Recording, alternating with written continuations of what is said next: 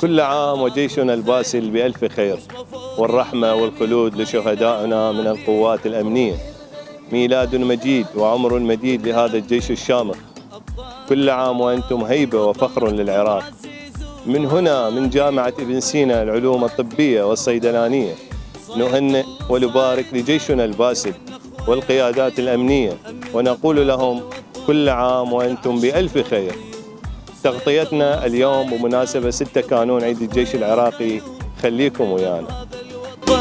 حتى عالشجرة الطيور كل عام تبقى هيبتكم، وشلون ننسى وقفتكم أبطال هاي. بسم الله الرحمن الرحيم. تمر علينا هذه الأيام الذكرى السنوية لتأسيس الجيش العراقي الباسل السادس من كانون الثاني من كل عام. هذا الجيش جدار الوطن الحصين وعنوان البطولات والمآثر على مر التاريخ.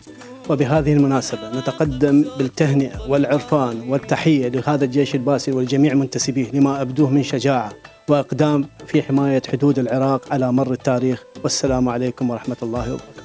نحب نهنئ الجيش العراقي الباسل حقيقة بإنجازاته طول هاي 100 عام، تقريبا 102 عام صار هاي إنجازاته بكافة صنوفه بكافة رجالاته. جيش يحمل أكثر من سمة، أنه هو مو بس جيش وطني وإنما جيش عربي. إلى يعني كل شخص بالعراق يحق له أن يفتخر بهذا الجيش العظيم. شكرا.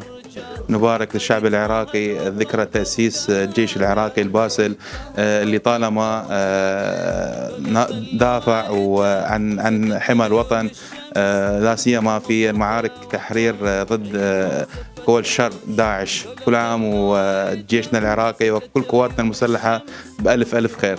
نبارك لجيشنا العراقي الباسل بذكرى تأسيسه ونقول له كل عام وأنت بألف خير. بسم الله الرحمن الرحيم.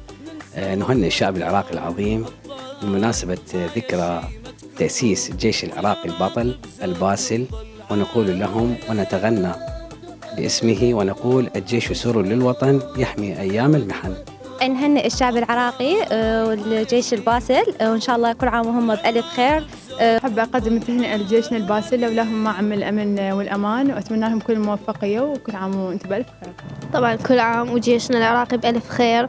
وهذا اليوم كلش حلو بالنسبة للعراقيين، لأنه نحتفل بجيشنا اللي حمانا طول هاي الفترة، ولو ما هو كان هسه احنا ما نقدر نعيش بهاي الحياة والحرية. وصلنا إلى ختام تغطيتنا لهذا اليوم. كل عام وأنتم بألف خير.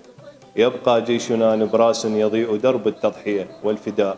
حفظكم الله ورعاكم، وكل عام وأنتم بألف خير.